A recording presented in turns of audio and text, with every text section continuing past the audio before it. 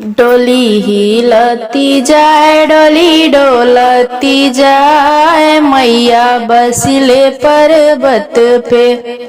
डोली हिलती जाए डोली डोलती जाए मैया बसिले पर्वत पे। मैया के आंगे चुंदरी शोभे मैया के डाढ़े चुंदरी शोभे। मड़वरिया बोला मैया के चुंदरी पहना मैया बसिले पर्वत पे। डोली हिलती जाए डोली डोलती जाए मैया बसिले पर्वत पे। मैया के बाहें कंगन शोभे मैया के हाथ में कंगन शोभे। चूड़ी हरवा बोला मैया के कंगन पहना मैया बसिले पर्वत पे। डोली हिलती जाए डोली डोलती जाए मैया बसिले पर्वत पे।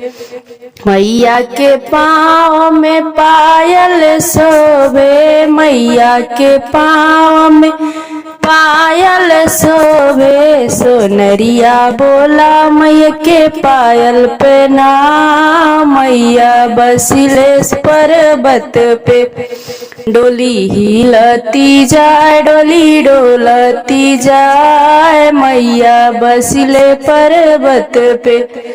मैया के मांगे सिंदूर शोभे मैया के मांग में सिंदूर शोभे।